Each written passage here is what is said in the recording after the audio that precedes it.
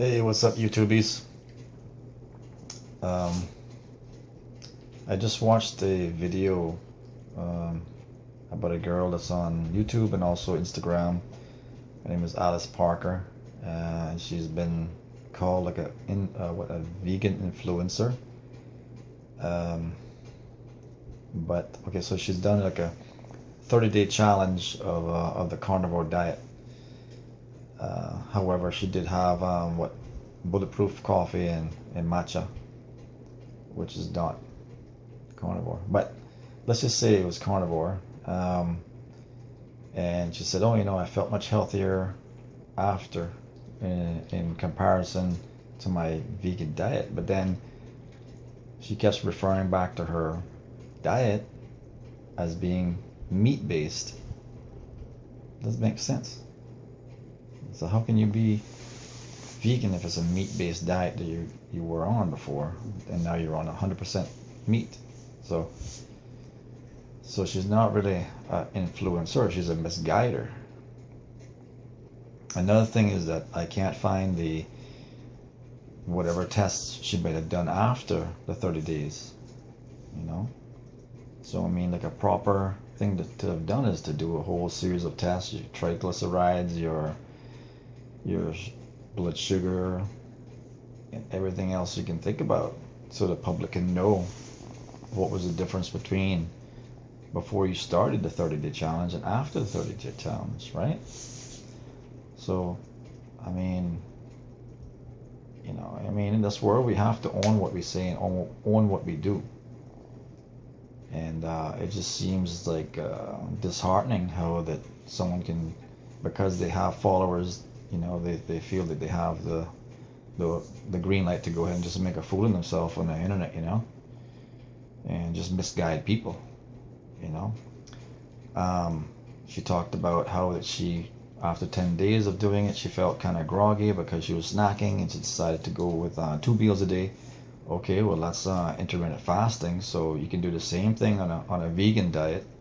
Just make sure you get enough, like, say, avocado, or if you're in the tropics and you know what ackee is, like, there's a dish in Jamaica called codfish and ackee. So the ackee is actually fat, which is a good fat, much better compared to anything to do with coconut, because coconut has a lot of saturated fat. All right, so avocado and ackee is monosaturated. It's much better. So anyways, for myself, yeah, I'm a vegan, and I became this way not in the way that most people are becoming, I guess you could say, nowadays. So I found out what's in dairy, what's in milk, dairy, milk, but anything dairy, what's in all different kind of meats: turkey, beef, chicken, etc., etc. And and also eggs and stuff that cause the mucus. That both eggs and dairy cause the mucus. And anyway, so I became vegan like in a heartbeat. And my old diet, when I first started, I'll tell you what it was. Basically, you're looking at raw oats, not cooked, put into a blender along with any kind of berries, and also bananas, or a banana, right? And if I drank that would actually last me from 7 o'clock in the morning all the way to like 2 o'clock in the afternoon. That's how satisfying it is. Now, and that should be probably about a good 8-ounce glass, or slightly more. Now, what else did I have, right? So that was 7 o'clock. By 10 o'clock, I would have a fruit, like a peach, a pear, an apple, or whatever. Then exactly 1 o'clock, because it was every 4 hours. All right, so I didn't know what I was doing at the time. Okay, so that was not intermittent fasting, but so I'm just letting you know what I was doing. Okay, so then I would have like I would take like about 1.5 pita pockets. That's made of oats, by the way. And the funny thing is, I can't find them nowadays. The same company doesn't make the same. I don't know why.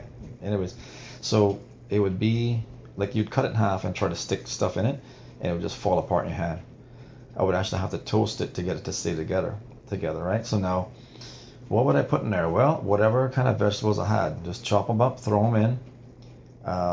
The only thing else I would eat that was man-made was would be like the olive oil, like what they call first cold pressed olive oil. But nowadays I try not to consume too much because it's not really healthy. You need to look it up.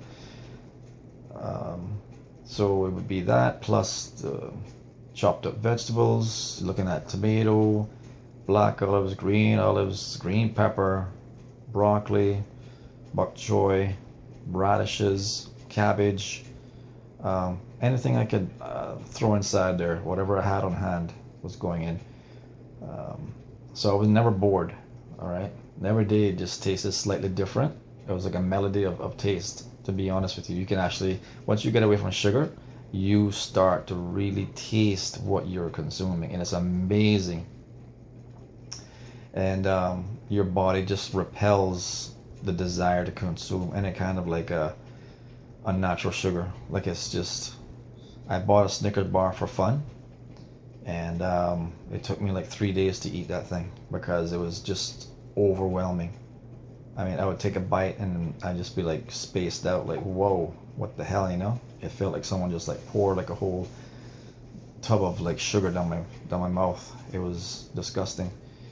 So, all right, so that's for lunch. That would be a pita pocket, you know, 3 of them, three halves of, you know.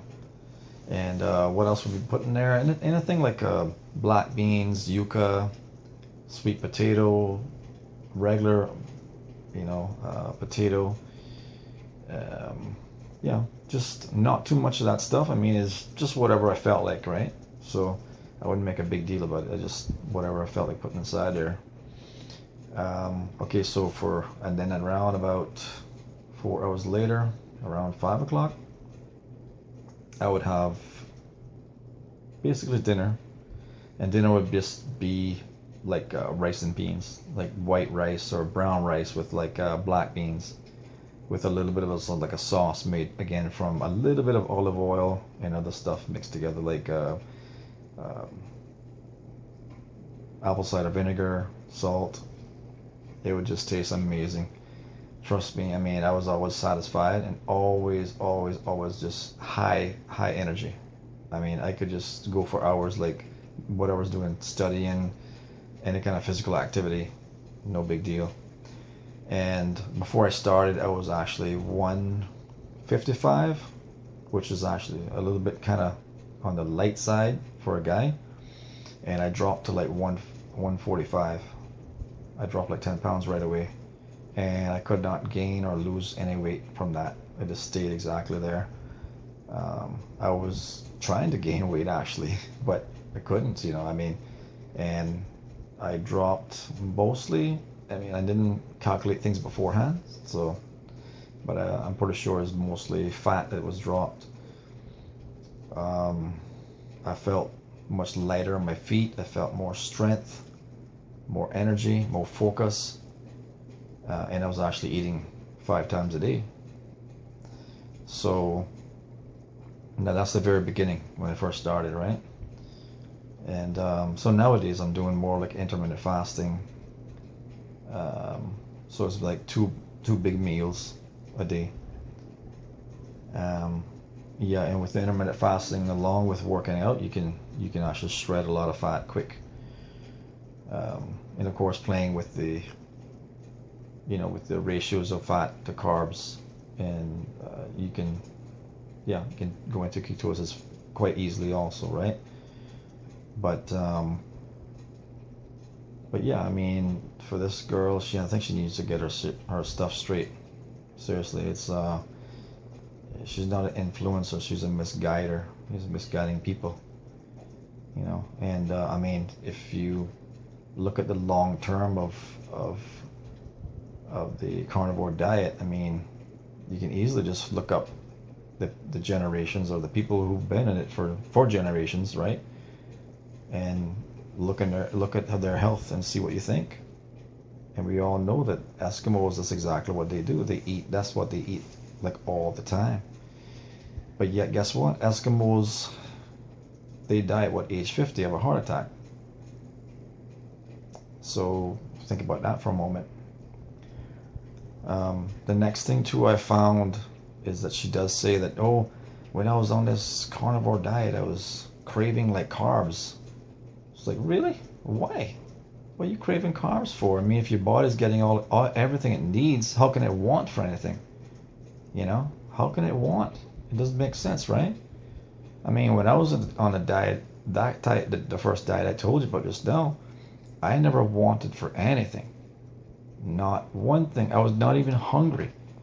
I would eat at times just knowing that, okay, well, it's time to eat.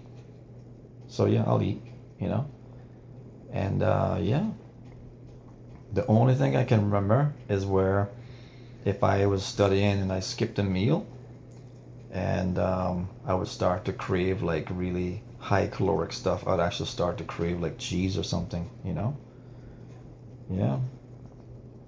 But other than that, I had zero cravings, and I always had like full energy, never groggy, never kind of like dozy or getting it hard, like finding it hard to get out of bed or anything like that. Nope, nope, nope, nope, nope. I was just full on, you know. And I had friends telling me that all the time, like, how do you, you know, what are you doing? You know, and I started telling them exactly like what I eat and the reason to why. And they didn't want to hear it. They weren't happy to hear about milk and what's so bad about milk and dairy and eggs and meats and etc. You know, and whether something is grass fed or not, yeah, I don't think that's going to make much of a difference. You know, besides, if it's grass fed, it's going to be more costly, so it's not going to be easy for someone on a budget to actually eat healthy. But yeah, I found it to be kind of odd. Like, well, you know, if you're giving your body what it needs, then why would you be craving carbs, you know? And I was never craving sodas or any kind of sweets or candy or anything like that. And yeah, I mean, and she was saying, oh, well, when I was on eating, you know, my other diet, my other vegan diet, which is like meats and breads and whatever else, I guess vegetables. I mean, it doesn't make no sense. How can she's... It's not a vegan diet, hello? So of course she's going to feel groggy. I mean, if you're going to be consuming breads along with meats, then yeah, you're going to feel groggy. Alright? Especially if it's like more refined bread and so on. With the oat bread I had, like I said, it just fell apart in your hand. So to me, I thought to myself, well, it's most likely easy to break down, for the body to break it down, you know? And, but yeah, you don't need bread. I mean, you can just get like a little bit of yuca, black beans or whatever, you know, any kind of beans. You know, black beans are a good source of both protein and carbs. And it's just, whatever, how much protein it has twice the amount of carbs. So if you're eating black beans and you calculate it has like 20 grams of protein, then it has definitely 40 grams of carbs, just to let you know. But it does have the best ratio of all beans. But yeah, I mean, and it had nuts too, yeah. I mean, you know, just chop them up and throw a bit cider. So yeah, I mean, it was never tired, never, like, always had great focus. And then the funny thing is, like, you know, she had like coffee, and a lot of people out there, like, they start their day with coffee. And like I said, on that diet that I first started, it was never a desire for anything. I didn't want coffee. I didn't want anything. I just was always just full energy and really, really, really good mood, you know. And I found it easy to like laugh at certain things about life and just make light of anything, you know. And I'd have these, I don't know, just the mood that you're in, you know. Food is mood. Food is mood. And I would say, if you want, I mean, if you thinking about doing a carnivore diet, go for it. Don't hold back. Go for it, and keep a diary and just write down, okay, I ate so and so, this is how I feel, and I'm eating 2 meals a day, and this is how I feel, and so on, you know. And And do the same thing with the diet I just gave you, and check that out. To take a 30-day challenge of that and see what you think of that one. You know, whenever you're gonna switch diets, depending on how extreme they are, it's like your what they call a biodome, or your biosphere, which is your gut bacteria has to change, and well, it automatically will change, right? Because you're going to be promoting whatever bacteria to digest certain things. So therefore, if you keep on mixing back and forth, you're not going to be that great in shape. If you're going to be consuming meats along with breads, it's not really a good thing. But no matter what diet you're on, you're going to need to have some raw vegetables in there. That's just the way it is. I mean, you know. So hopefully this helps you out, and helps you to decide what to do and be smarter about your body. And yeah, so hopefully I can influence you to do the right thing. But yeah, listen to your body, write down, make notes, and it'll help you to figure things out. But knowledge is the first key component to really know the truth about what everything's made of that you're putting inside your body. All right, YouTube. Peace.